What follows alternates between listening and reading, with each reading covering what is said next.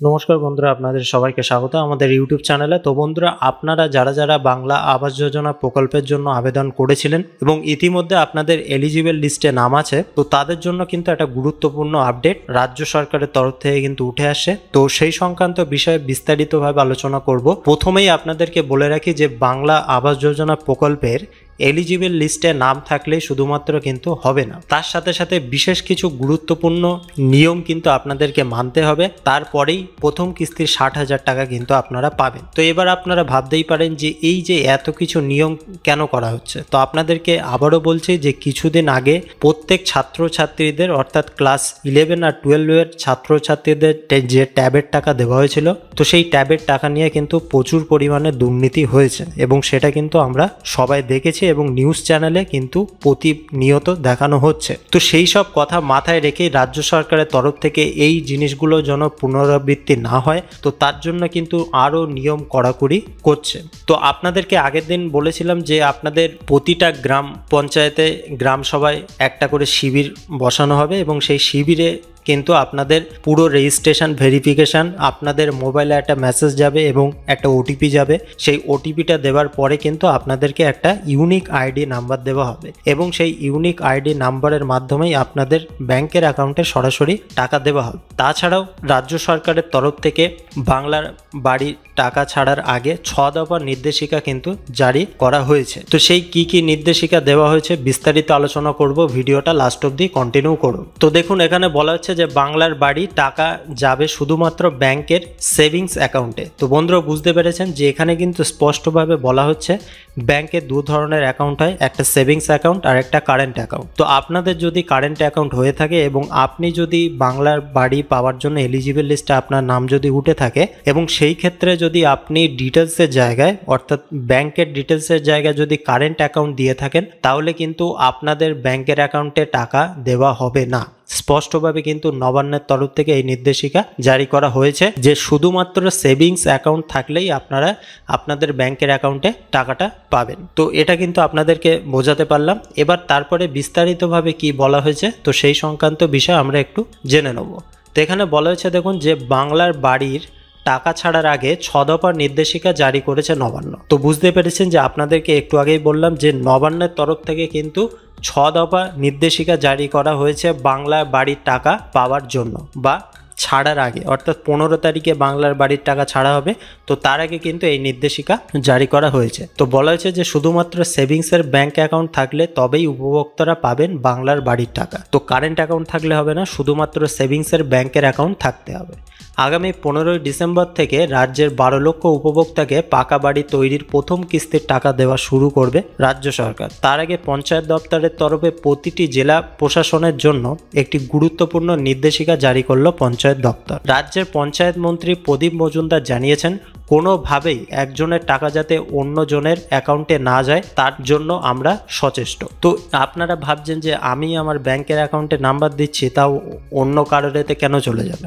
তো আপনাদের এটা অবশ্যই মানতে হবে যে আপনারা যে ব্যাংকের অ্যাকাউন্টের নাম্বারটা দিচ্ছেন, তো সেই ব্যাংকের অ্যাকাউন্টে আধার লিঙ্ক করা আছে কিনা, ডিবিটি লিঙ্ক করা আছে কিনা, এই সব সমস্ত রকম তথ্য কিন্তু যাচাই করা হবে। তো এই সব তথ্য যদি যাচাই করার পরে যদি কোনো প্রকার ভুল ত্রুটি দেখতে পায়, তো সেই জন্য কিন্তু সরকারের পক্ষ থেকে টাকা ছাড়ার পরেও সেই টাকাটা আটকে যেতে পারে বা সেই টাকাটা কিন্তু অন্য কোনো জায়গায় কিন্তু ট্রান্সফার হয়ে যেতে পারে। তো এই সব ভুলভ্রান্তি যেন না হয়, তো সেই জন্য কিন্তু পঞ্চায়েত মন্ত্রী প্রদীপ মজুমদার প্রতিটা জেলা প্রশাসনের জন্য কিন্তু এই গুরুত্বপূর্ণ নির্দেশিকা জারি করেছে। তো নির্দেশিকায় পরিষ্কার বলা হয়েছে সমীক্ষা চালিয়ে যে চূড়ান্ত তালিকা তৈরি হচ্ছে তাতে যাদের নাম রয়েছে তাদের ব্যাংকের অ্যাকাউন্টের সমস্ত তথ্য মিলিয়ে দেখে নিতে হবে। অর্থাৎ আপনাদের গ্রাম সভায় যে শিবিরটা গঠন করা হবে এবং সেখানে যে আপনাদেরকে ডাকা হবে, তো তখন কিন্তু আপনাদের ব্যাংকের অ্যাকাউন্টের সঙ্গে আপনার আধার কার্ডের নাম ঠিকঠাক আছে কি, আধার লিঙ্ক করা আছে কি, ডিবিটি লিঙ্ক করা আছে কি, সম্পূর্ণ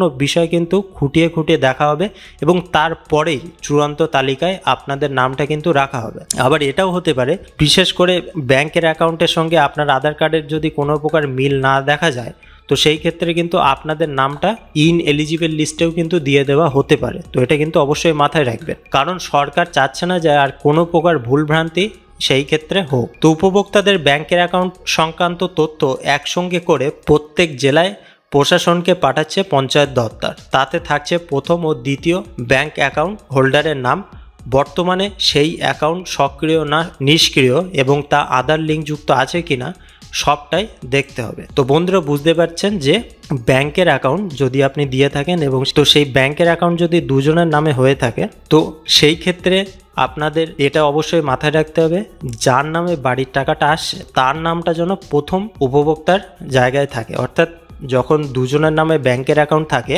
তো সেই ক্ষেত্রে কি হয়, প্রথমে একজনের নাম থাকে, দ্বিতীয় একজনের নাম থাকে। তো এখানে বলা হচ্ছে যে ধরুন আপনি বাংলার আবাস যোজনা প্রকল্পের থেকে টাকা পাবেন, আপনার নামটা এলিজিবল লিস্টে আছে, তো সেই ক্ষেত্রে যদি আপনাদের ডুয়েল অ্যাকাউন্ট হয়, তো আপনার নামটা যেন প্রথম উপভোক্তার জায়গায় থাকে, এটা অবশ্যই মাথায় রাখবেন।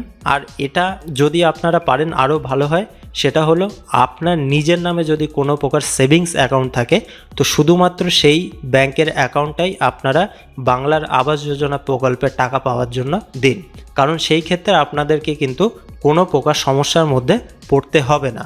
কারণ ডুয়েল অ্যাকাউন্ট থাকলে আপনাদের আরেকটা সমস্যা হতে পারে, যখন টাকা ছাড়া হবে তখন কিন্তু একটা বড় ধরনের সমস্যার সৃষ্টি হতে পারে। তো সেই জন্য কিন্তু আগেও আপনাদেরকে অনেকবার বলেছি, এবারও বলছি যে শুধুমাত্র সিঙ্গেল অ্যাকাউন্ট আপনার নামে, আপনি যদি বাংলা আবাস যোজনা প্রকল্পের টাকা পাওয়ার জন্য এলিজিবল হয়ে থাকেন, তো আপনার নামের ব্যাংকের অ্যাকাউন্টটাই দেবেন। এবং বর্তমানে আপনি যে ব্যাংকের অ্যাকাউন্ট দিচ্ছেন সেটা সক্রিয় আছে না নিষ্ক্রিয়, তো সেই বিষয়টাও কিন্তু খতিয়ে দেখা হবে। কারণ অনেকে হয়তো যে ব্যাংকের অ্যাকাউন্ট দিয়েছে, তো সেই ব্যাংকের অ্যাকাউন্টে দেখা যাচ্ছে 3 থেকে 4 মাস কোনো প্রকার টাকা তোলাফেলা করা হয়নি, তো সেই ক্ষেত্রে কি হবে, ব্যাংকের অ্যাকাউন্টটা কিন্তু নিষ্ক্রিয় হয়ে যেতে পারে, কোনো প্রকার কিন্তু কাজ আর করা যাবে না।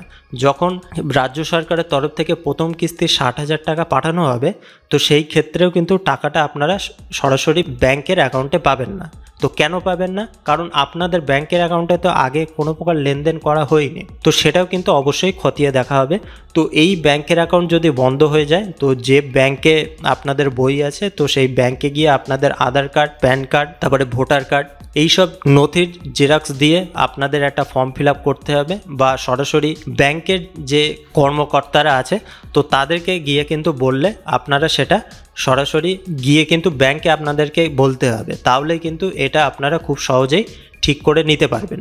এবং আধার কার্ড লিঙ্কযুক্ত আছে কিনা, অর্থাৎ দেখুন আপনাদেরকে এটা ভালোভাবে বোঝায় জিনিসটা, আধার কার্ডের সঙ্গে ব্যাংকের বইয়ের লিঙ্ক একটা বিষয়, আর একটা হচ্ছে ব্যাংকের বইতে ডিবিটি লিঙ্ক করা আছে কিনা, এইটাও কিন্তু একটা আলাদা বিষয়।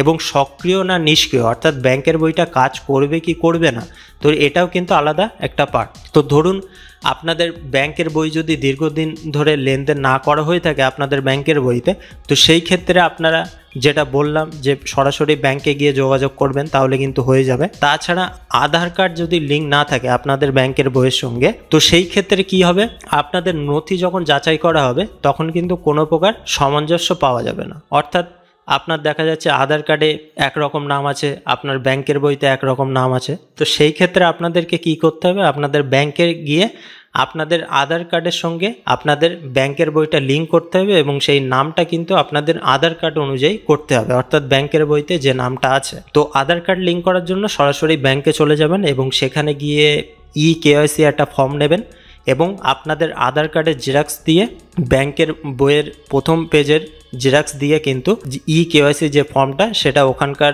যারা যারা কর্মকর্তারা আছে তাদের কাছ থেকে কিন্তু ফিল আপ করে নিতে পারবেন, অথবা যে কোনো সাইবার ক্যাফে থেকেও কিন্তু ফিল আপ করে জমা দিলে 2 থেকে 3 দিন আপনি রিকোয়েস্ট করবেন, কারণ আপনাদের 15 তারিখের পর থেকে টাকা দেওয়া শুরু হবে। তো সেই জন্য বলবেন যে খুব আর্জেন্ট বা ব্যাপারটা বুঝিয়ে বলবেন, তাহলে কিন্তু খুব তাড়াতাড়ি জিনিসটা হয়ে যাবে।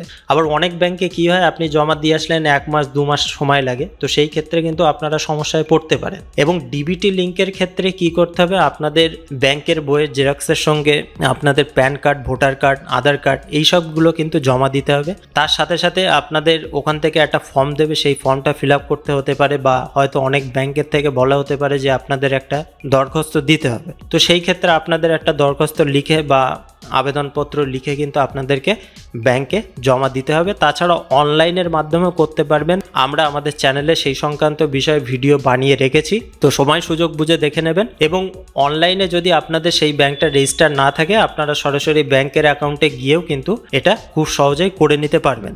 তো এই যে বিষয়গুলো আপনাদেরকে বললাম, ব্যাংকের অ্যাকাউন্ট সক্রিয় না নিষ্ক্রিয়, আপনাদের ব্যাংক অ্যাকাউন্ট সেটা সেভিংস অ্যাকাউন্ট কিনা, তারপরে আধার লিঙ্ক করা আছে কিনা, বা আধার কার্ডের সঙ্গে ব্যাংকের বইয়ের মিল আছে কিনা, তারপরে জয়েন্ট অ্যাকাউন্ট কিনা সেটা আপনারা দেখে নেবেন। এবং জয়েন্ট অ্যাকাউন্ট থাকলেও আপনাদের যে টাকা পাওয়ার যোগ্য, অর্থাৎ যার নামটা এলিজিবল লিস্টে আছে তার নাম প্রথমে আছে কিনা, আর ডিবিটি লিঙ্ক করা আছে কিনা, এই সব বিষয়গুলো যদি না থাকে তো আবারও বলছি আপনাদের ব্যাংকের অ্যাকাউন্টে টাকাটা ঢুকতে অসুবিধা হবে।